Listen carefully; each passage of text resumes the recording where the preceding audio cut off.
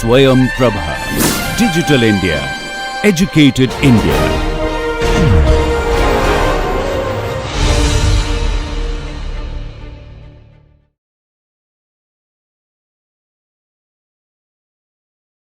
Hi, so welcome back.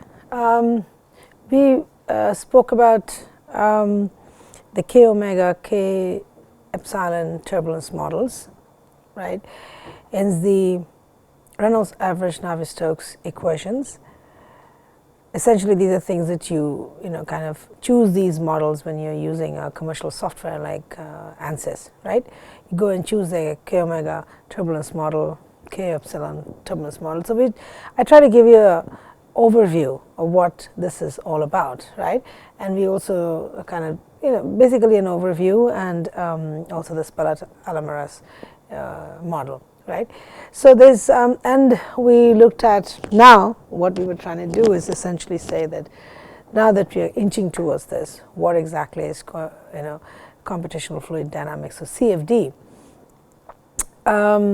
So I just started out by giving you some basic formulae for the derivatives, and what we'll do today is to sort of take that basic equation and and what does it mean that I'm going to solve it using CFD, right? So we're going to set it up and see what it means. When I say I'm going to do this using CFD, so the ANSYS, where you just press buttons, where there's an entire code behind it, right, which runs, and people have written that. So what exactly have they written? How have they written? So that's something. I'll give you a little bit of an overview on that. I'm no expert in CFD, but just a basic overview of what this is all about, so that you know that if you have an equation like this, how you set it up. Okay, this is nothing particularly relevant only to a turbulence class. I mean, this could go, you could use this information or knowledge to any equation for that matter. But I am going to use the mean flow equation, which we have derived as per our turbulence class. Okay. So now before I do that, there is yet one more turbulence model I thought one should just sort of at least mention. Okay, briefly what it means, and because this is widely used and it's pretty sort of common, and I have used it as far as my research is concerned as well. Okay, so it's essentially the K omega SST turbulence model, shear stress transport. Okay, so K omega SST turbulence model. What does this mean? Right? Shear stress transport.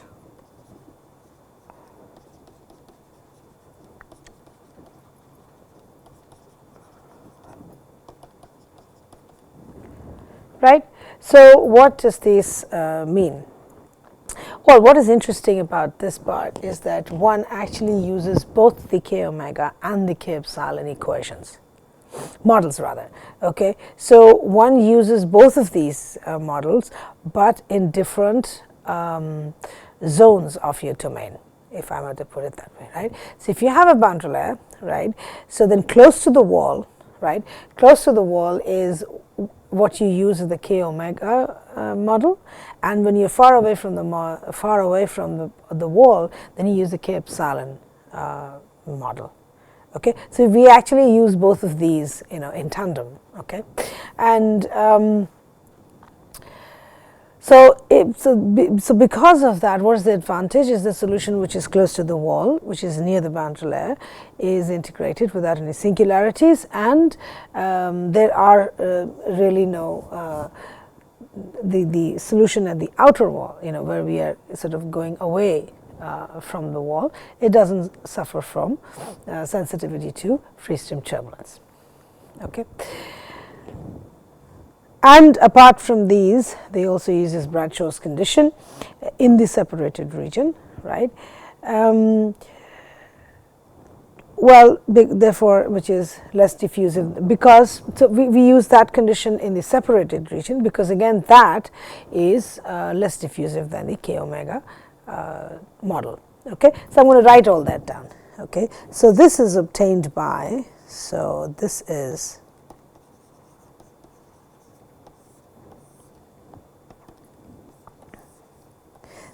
obtained by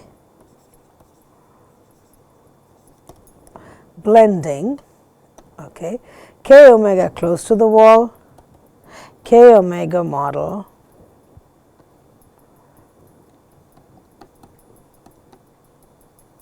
close to the wall,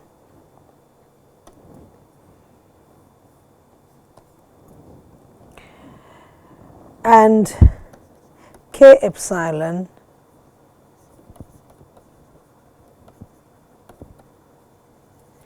away from the wall. Okay.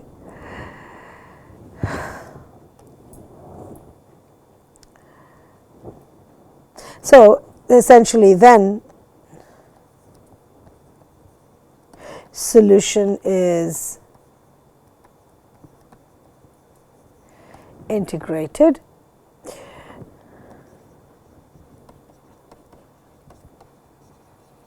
close to the wall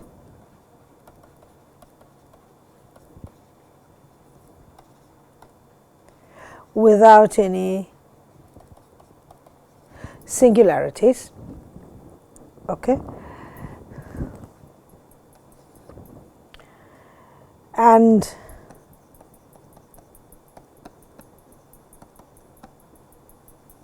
at the outer wall, it does not suffer due to free stream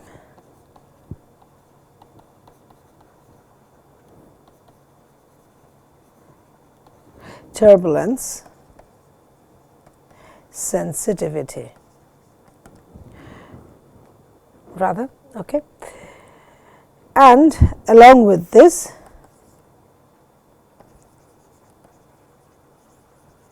separated region,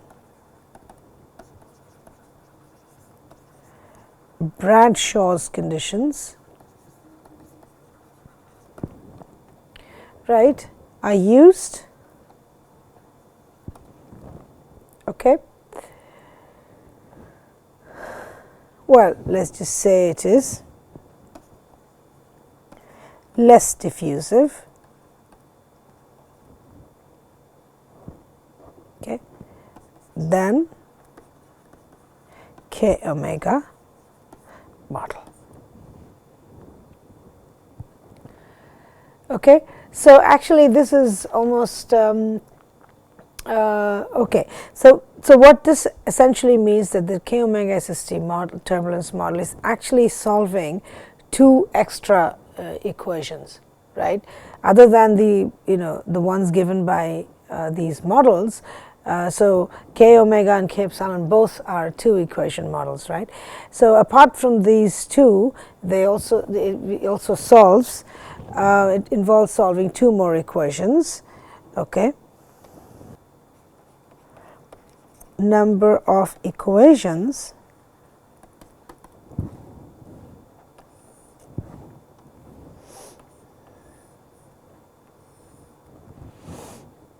okay, so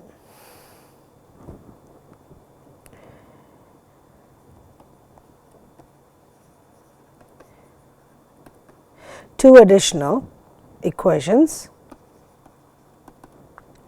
right? Intermittency transport,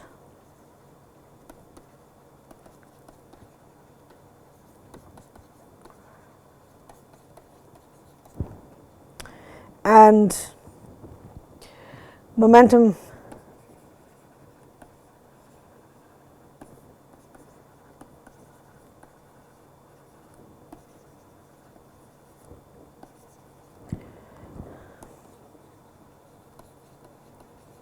right. So momentum thickness based RE, so that's essentially usually denoted by theta, because momentum thickness is denoted by theta, right.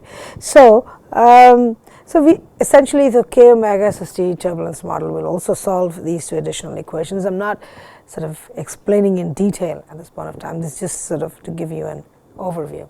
Okay, and this is also called, Mentor's turbulence model. So this is all detailed in a paper by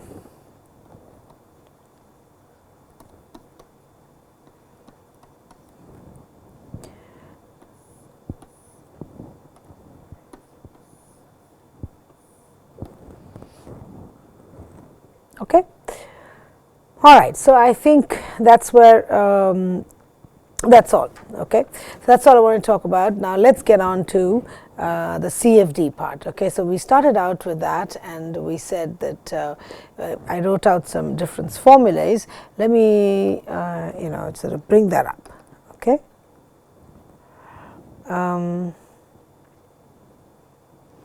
Yeah, so I think, right, so we had this equation, right? Okay, so I think we'll just have to remember. Okay, so these are the difference equations, difference formula that I had written out. You might be even aware of this. Okay, so the point is that when we say that I'm going to solve a turbulence problem using CFD, just go to answers and press some buttons and get some answers, right? Is that what it is all about? So I think so that's where we are, that's the question we're asking. So okay, so how do we actually get around to doing that? What exactly are we doing? Okay, so do it once. I mean, it's a fun exercise. I think you should be interested to play around with it and see how that works. Take a very simple equation and you will see this is interesting. Okay, so essentially what I have here, it's essentially a grid, right? I've just drawn a rectangular grid, and like I said, this is a very basic, simple explanation, right? And CFD has really progressed, much beyond what I'm going to just sort of describe. But to keep things simple and sort of give you the basic idea of what this is all about, right? How do you take that equation and solve it over a grid, for that matter? Okay, all right. So this is a grid. It's essentially a Cartesian grid. Okay, so there is an axis system. There's an x and a y, and you take a rectangular domain and you just draw a grid on it, right? So these distances are delta x and delta y. Typically, they are same. They don't have to be. Right, and each of these these are the nodes. What are these nodes? We are kind of giving them some numbers. Now these are locations where we will calculate our specific values of the variable with which we have written out an equation. Okay, so the point is that why do we have to do that? We're actually going to try and calculate specific values, in the domain.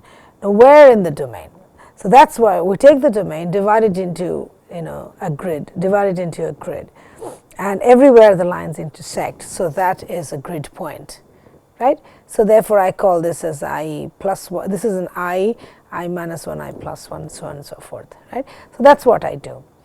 And then what you see here is that if I have a derivative, for example, if I have say I've written, this is a central difference formula, backward difference, forward difference. I'm not going into the details of that. I'm going to just say what the equation means. Now, sorry, the expression means. So if I say f, so f is essentially any function which is a function of x. So this xi essentially means this xi. Now, for example, this I is this one in red here. Okay, this is what I'm showing. So if I have to calculate the derivative of the function f at this xi, right, how do I do that, right? So you'll be like, okay, find out. If it's a sine x, then it's cos x. That's the derivative.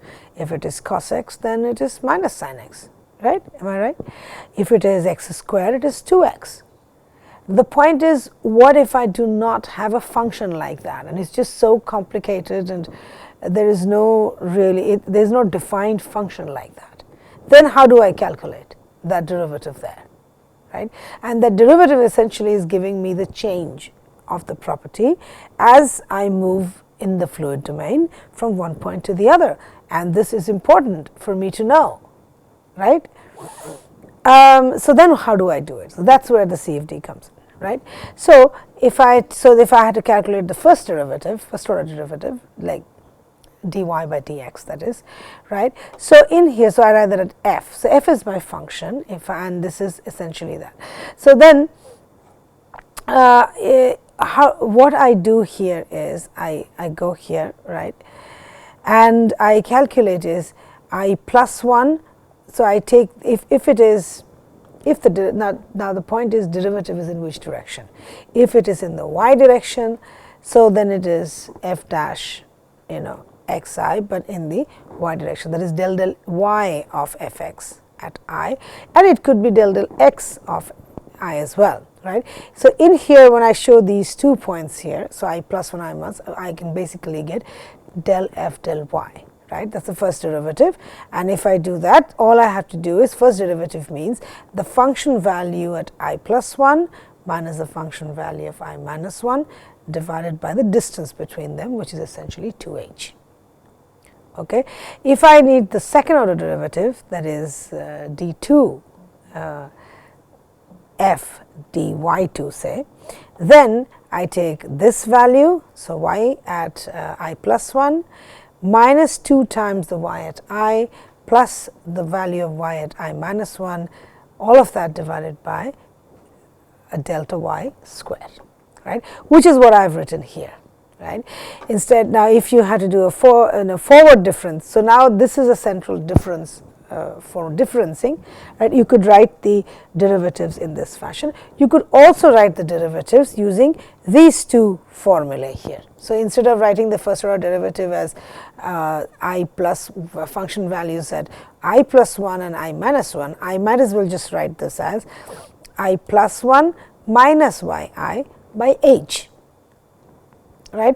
I could also write this as a function value at yi minus the function value I minus 1 divided by h. I could do that.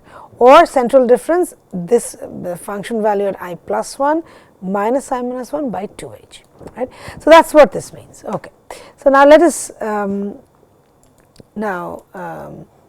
okay. So what I'm going to do is draw up a grid, of course. Okay. Now let me write down the mean momentum equation. What, let us remind ourselves. Okay. So we are going to set this up in a CFD, mode domain. Okay. Now we have a mean momentum equation.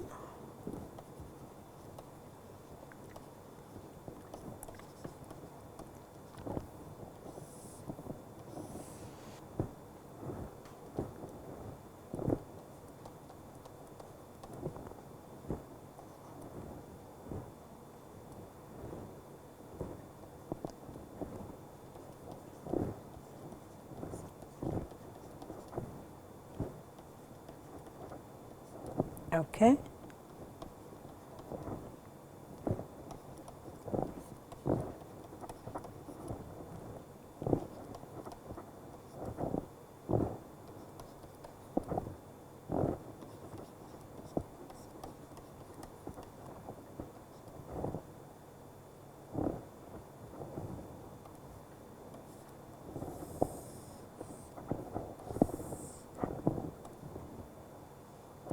So this is my mean momentum equation, right? And I'm saying I'm going to solve this using CFD, right? The issue is essentially this. So how do I go about doing that, right? How do I go about doing that? Let's do that. So first things first, okay, I'm going to draw up a grid. Okay, this is a representative grid. So let's just say I'm going to do that. So say my grid is something like this.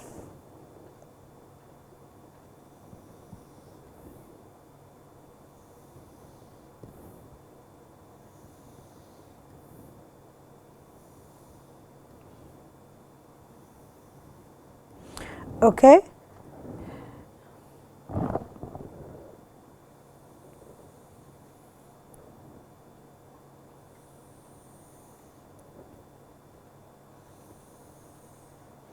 This. Okay. And then I'm going to say this is 0. Okay. This is 1. this is 2,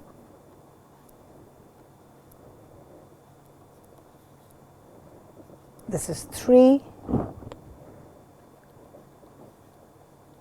4, 5, right, 6, 7, 8. So, I am setting up this grid, okay. 9, 10, 11, okay, 12,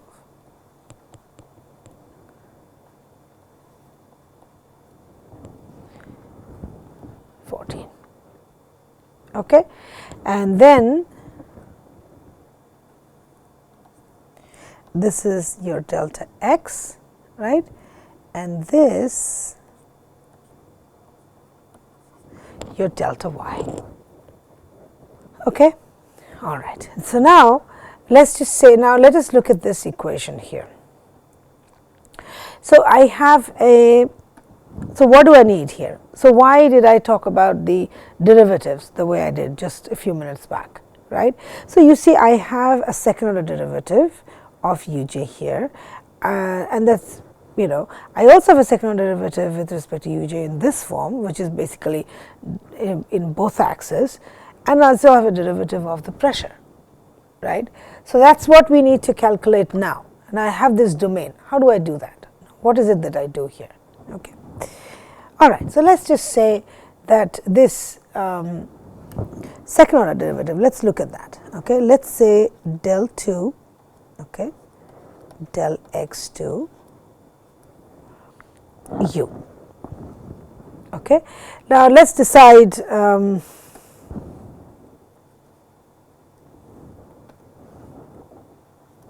okay.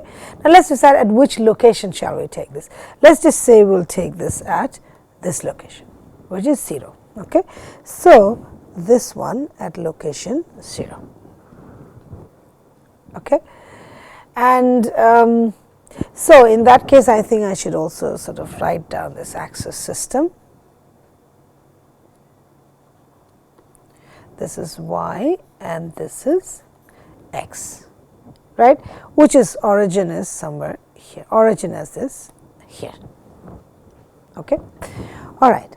So then let's just say it is at O, right, the second derivative, right, and this derivative, now this derivative is in the x direction. So this derivative is in the x direction, right, and if I use a central difference formula, we just saw that all we need is the location function value at a point which is ahead of it, right, then minus 2 times the function at the location that you are looking for, plus function value at the location just behind it, okay, by the distance. So this is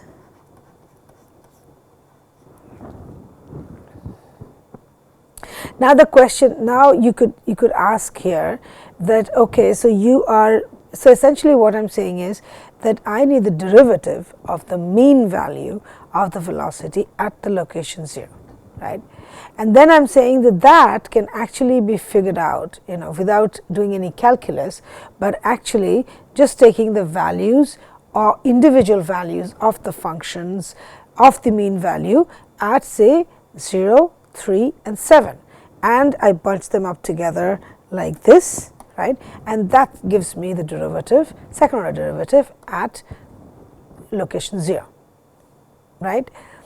So you can ask, well, you know, these kind of these you know, these are so far apart, why didn't you take something closer? Yes, you could, right, and how you draw the grid and how close they are, how delta x and delta y affect your thing is a very important study, right.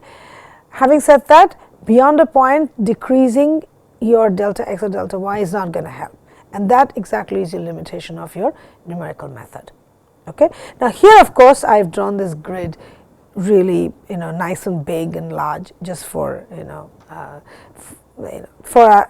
just to help our understanding a little better, but really you could have as many divisions as you want, as possible actually for that matter. Okay. So, surely you could make this grid really small and really compact and then use it. Okay. So, that of course that would make it more computationally exhaustive, that you can see. Okay.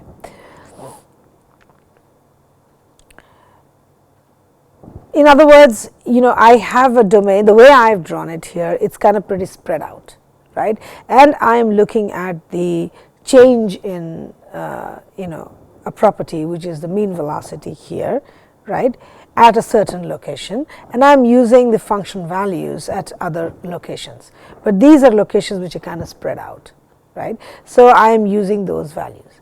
Instead, I could do this in a much smaller domain, taking function values in that smaller domain, right. So, I would my accuracy would definitely be better. Yes, but like I said, there is always a limit to that. You can only do as much. Okay, so that is one value. Okay, let's so this is basically the second order derivative, right, of the mean velocity at the location 0. Okay. So, okay. Then next let us go to this one, the second term on the right hand side here.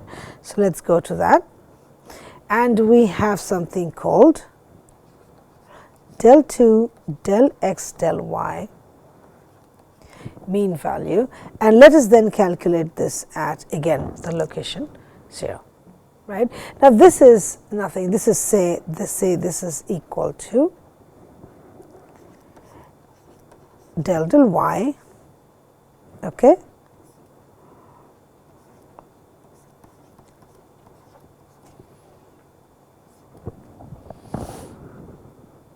right.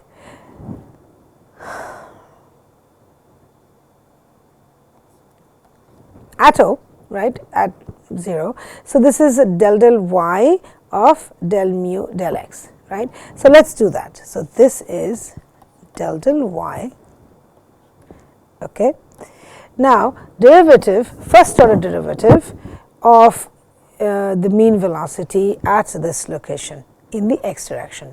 So, if I use central difference formula, it is going to be the function value at a location which is ahead of it minus function value at a location which is behind it by 2 delta x, right. Then this I can then write, so 1 by 2 delta x, right, into del y of this minus del y of u7, right. So, this means first order derivative of the function value at 3, right, at 3 function the first order derivative of the function value at 7. Okay. If I do that, what do I get?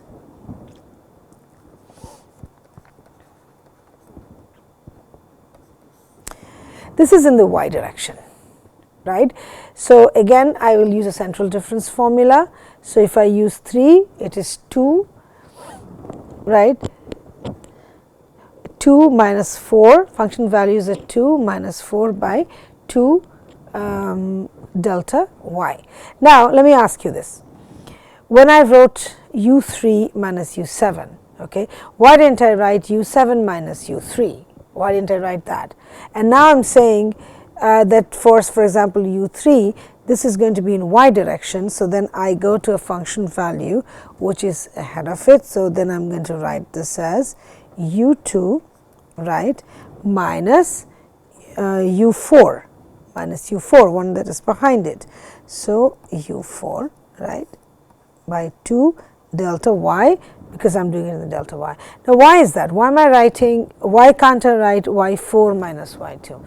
Well, so simply because I have taken the axis system as such that point you can see that this is positive y, all these are positive, these are all negative, that is why, there is no other reason. Okay. All right, minus again. Now for 7 again, so what is positive? So derivative is basically positive. Okay. So u8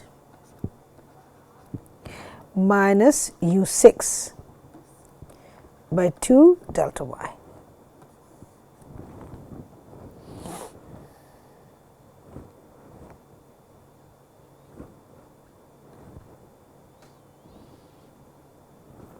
Yeah.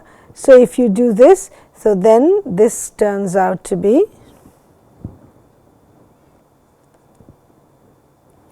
1 by 4 delta x delta y. Okay.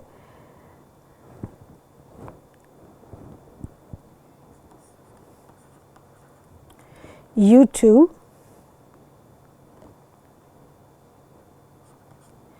plus u6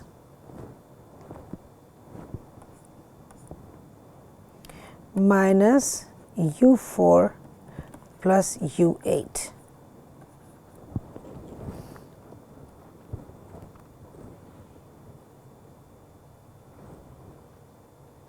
Okay. All right. So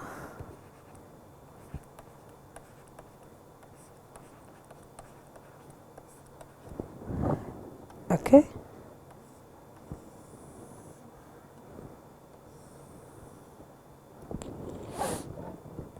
This, right, and the first one was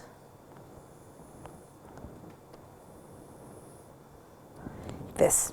Okay, and we got one more, which is the derivative of the pressure. You know, that should be easy now. Okay, so we can write the if I am going to take it at 0, then this is in x direction. So mean pressure at 3, mean pressure at 7 by 2 delta x.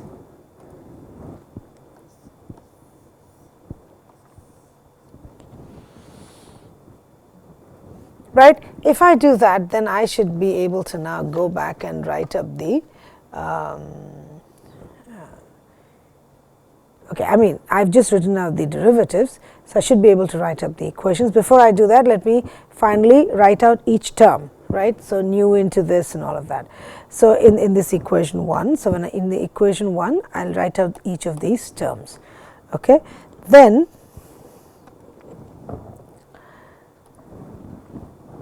okay.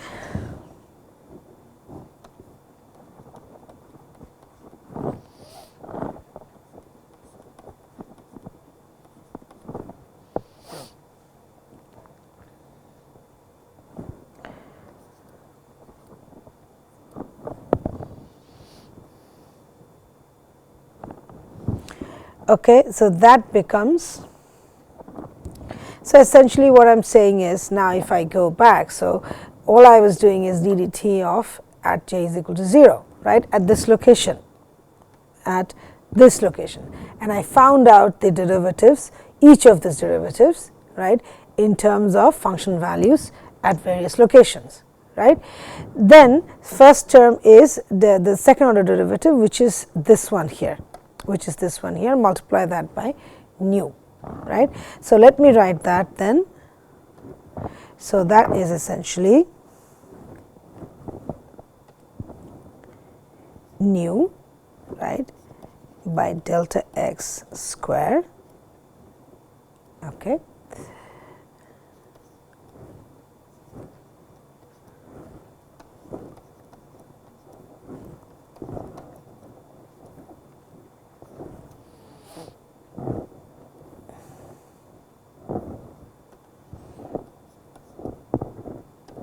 So if you see, so this is u3 minus 2u naught plus u7, u3 2u naught u7, right, and I multiply that by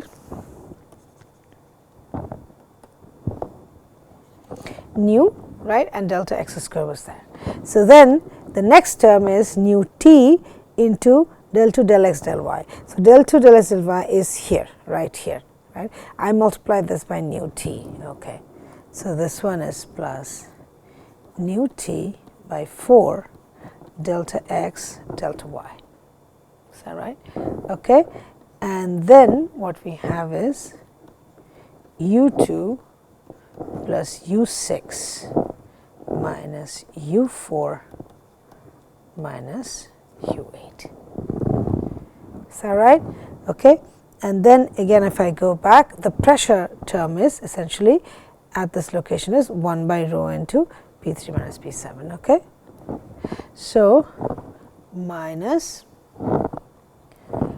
1 by rho 2 delta x, right, and this is P3 minus P7. Yeah, so this is one equation. This is essentially one equation.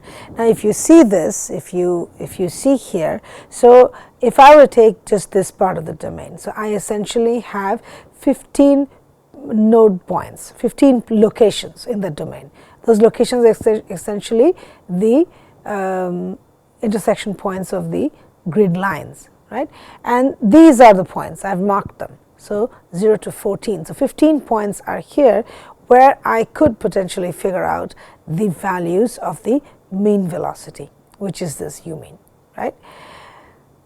And that would be my solution. So how would I do that? Right. So what I have gone ahead and done is written out this one particular, the change in the velocity, etc., at one location, which is naught, right? And then I find that I'm basically writing out the derivative in terms of function values at various locations in the domain, which is what I've done now. Okay. Now, what is interesting is that momentum is conserved, right? Now, before I sort of go further, so momentum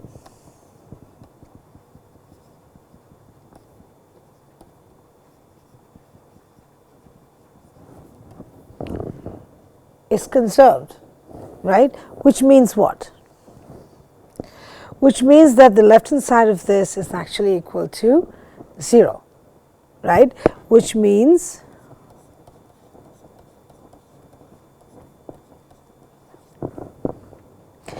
in that case what happens to the equation, right? In that case what happens to the equation, so I can just take the pressure terms to the right hand side. So then I can write, you know, at one point, I can write that nu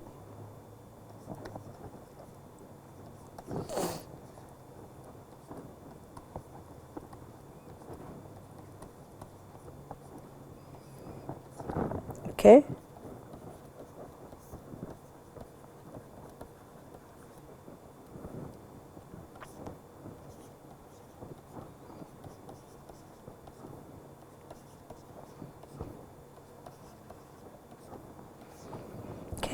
is equal to 1 by this delta x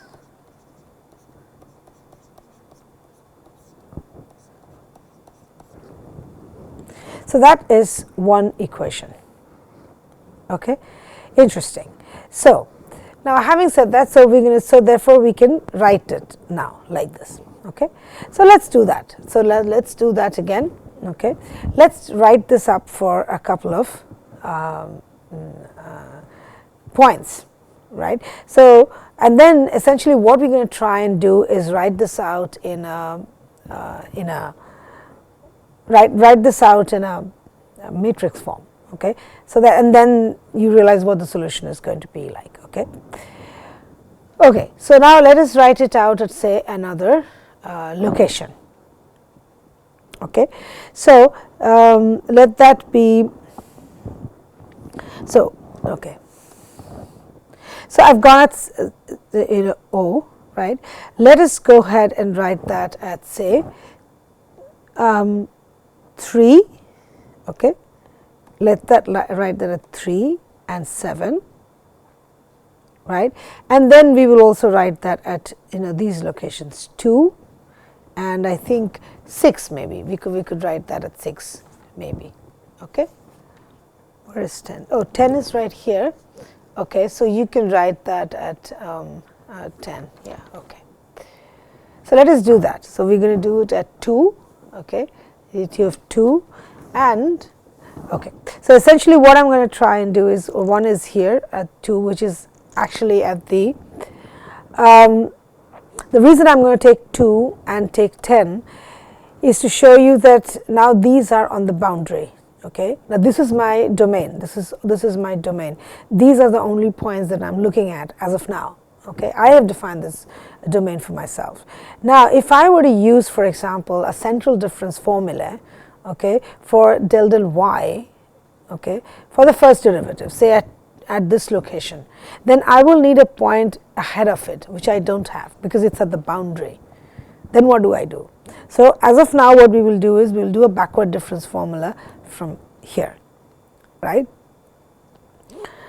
You could do that. So similarly here, if I have something here, I could probably use a forward difference formula here when I had to do, for example, del x of the function at 10, right? Because if I have to do a central difference formula, I need a value which is behind it in the x direction. So since I can't do that, I'm going to take a forward difference formula. Okay, so that's why I'm going to take 2 and 10. So we'll get to that in a bit. But let's also do in a sort of, I'm almost kind of repeating myself, let's do it at 3 and 7 as well. So I did something here, let's do it at 3 and 7 also. So I'm not, let us see if we can, write it out without separately going this way. Okay. So then, so d dt of u, right, at 3. Okay, so what I have here is nu into, okay, del x square, okay. Let's go back. So 3. So we will need 13 and naught. So function value at 13 plus function value at 0 minus 2 times the function value at 3, right? That's the central difference formula. So this is u13 minus 2 u3, okay, plus u naught. This, right, plus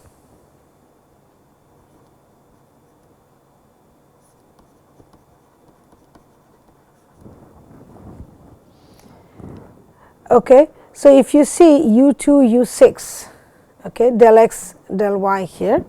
So in this, okay, u2, u6, u4 and u8, okay.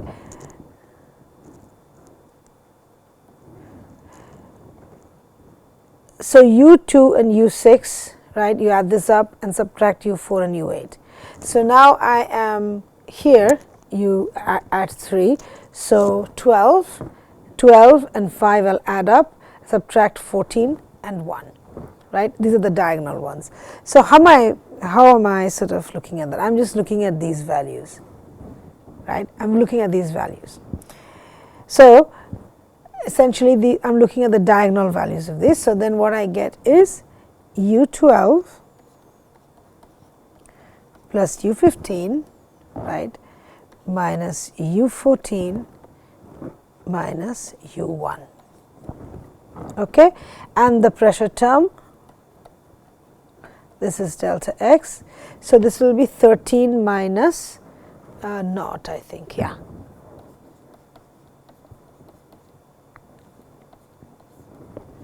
This will be my pressure. Okay. Again, since the left hand side is going to be 0, right. So I can actually sort of, let's do that.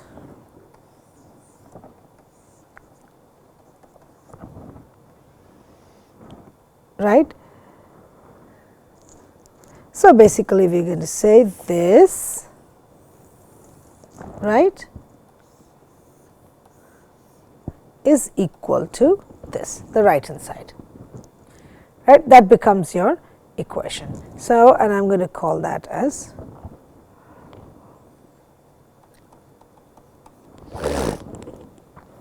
this. Okay. Right. So, now if you go back in here, so look at 7, right. So, let us write that down at the 7 as well. Okay.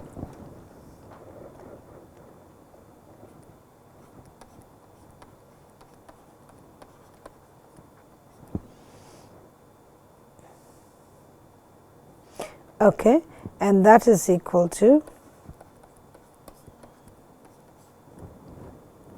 okay. So, if I look at the grid, so 7 is function values at 0, function value at 10 and 2 times the functional value at 7. So, use this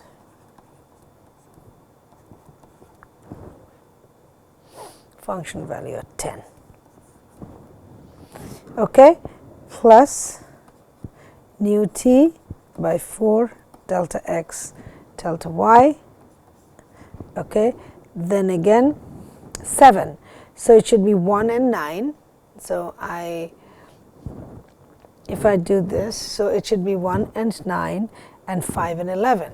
Okay. So, I say 1 and 9, 5 and 11. Okay. Minus 1 by 2, this thing, it would be 7 minus naught. 7, oh yeah, well, naught minus 10, yeah, b naught 10, right. So, again the left hand side is 0, okay, again this is 0. So, I have this,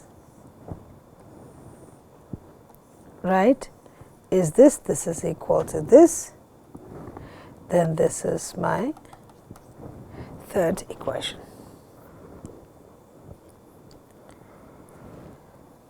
Okay.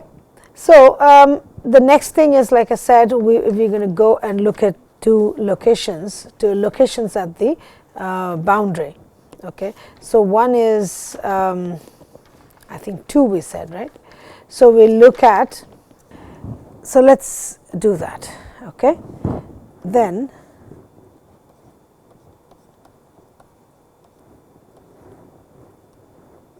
this. Okay, I am going to just write out the basic and then we will stop. Okay. Now, this one, the first one is if you look at the your equation, it is the derivative in x direction, right, x direction, and I am looking at the point 2. So, I need to go, so basically 12 and 1. So, it should not be an issue. So, let us do that. So, it is going to be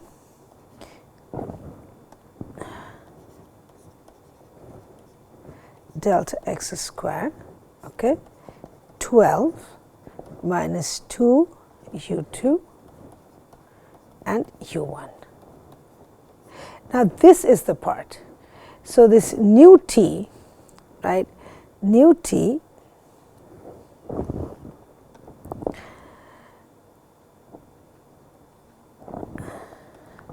into del x del y, okay, of this, okay, minus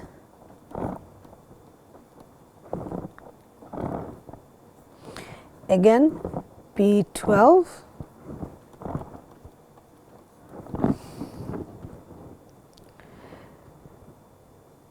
right. So, now the issue becomes this part, this is the part, right. Why is this an issue? Because delta x is not a problem, delta x is not a problem. The x bit is not a problem, but when I go in the y direction, when I do in the x direction or in the y direction, then of course I don't have a point ahead of 2 because this is the on the boundary. Then what do I do? Okay. So, I think we will stop there, we will take this up in the next class. Okay. So, we will finish this, we will finish writing this out and setting up the grid, you know, and right. So, we will do that in the next class and we will stop for now. Okay. Thank you.